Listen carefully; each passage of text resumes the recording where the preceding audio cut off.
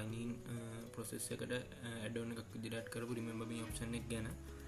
මේකෙදි වෙන්නේ අපි user ගේ credentials මුලින්ම enter කරගන්න ඕන මේ විදිහට username එක සහ password එක මේ විදිහට enter කරලා remember me tick එක විදිහට click කරාට පස්සේ ඒකට tick වෙනවා. ඊට පස්සේ අපි sign in දුන්නාම sign in දීලා මේ විදිහට redirect වුණාට පස්සේ අපිට බලා ගන්න පුළුවන් මෙන්න මෙතන අපේ credentials මෙන්න මේ විදිහට store වෙලා තියෙනවා. remember me tick එක දාපු නිසා මම මෙතනදී password එක fill වෙන්න හදලා නැහැ. මොකද password එක කියන්නේ security තියෙන නිසා username එක විතරයි මම මෙතනදී store කරලා තියෙන්නේ. remember me එකේ ඒකෙදි මුලින්ම අපි cookie එකක් විදිහට තමයි මම store කරලා තියෙන්නේ. මේ තියෙන්නේ cookie එක Skillshop remember කියලා. ඊළඟට මෙතෙන්දී user ගේ email එක ගන්න පුළුවන්. user ගේ ID එක මේ විදිහට store කරලා තියෙනවා. මේ තියෙන session එක අපි ඒකට use කරපු. දැන් අපි බලමු back end එකේ මොන වගේ process එකක්ද මේක ගිහිල්ලා තියෙන්නේ කියලා.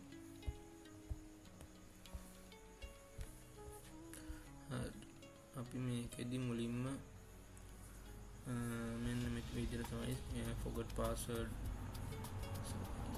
අපි ඒක sign in එකේම තමයි මේ විදිහට හදලා තියෙන්නේ. මේ remember me කියලා remember me option එකට document.get element by id කියලා id එකෙන් මම remember me option එක අල්ලගෙන තියෙනවා. ඒක මම යවලා තියෙනවා මේ විදිහට form එකක් හරහා. ඒ form එක හරහා යවලා තියෙන්නේ login process php කියන එකටම තමයි. අපි බලමු login process.php කියන එකේ cookie එක set කරපු විදිහ මෙතන මම remember me එක අල්ලගෙන තියෙනවා true or false කියලා විදිහට.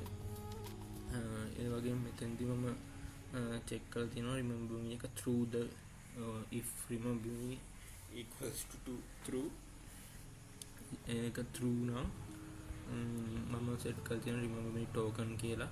ඒකෙන් අපි remember me token කියන්නේ මෙන්න මේ table එක. මේ table එකෙන් වෙන්නේ අපි remember me option එක tick කරලා පස්සේ ඒකට අවශ්‍ය user details තියාගන්න එක, user id එක, ඒ වගේම token hash token එක මෙතනදී store කරගන්න. ඒ වගේම expiry date එකක්, ඒ වගේම ඒක create කරපු date එක මෙතනදී store වෙනවා. මේ විදිහට මම table එක හදලා මම මේක forward engineering කරලා තියෙන්නේ.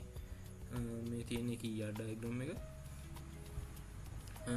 ඒ විදිහට අපි මේ remember me token එකට ඊළඟට hex value එකක් කියන්නේ random token එකක් generate කරගන්න ඕනේ මේ bin2 hex කියන එකෙන්.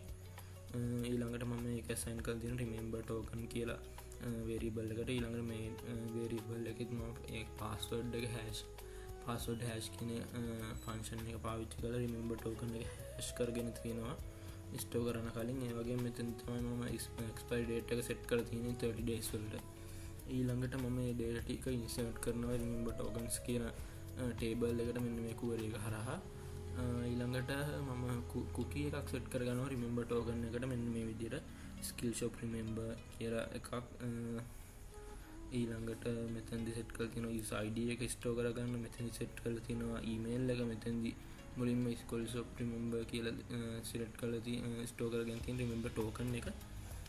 එහෙම නැත්නම් කියන්නේ remember me option එක untick කළා. මෙතනදී මම cookies තුනම destroy වෙන විදිහට තමයි හදලා තියෙන්නේ.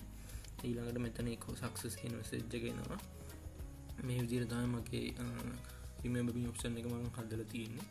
ඊළඟ වීඩියෝ එකෙන් බලමු කොහොමද forget password option එක enable කරන්න කියලා මේකෙදි. Thank you.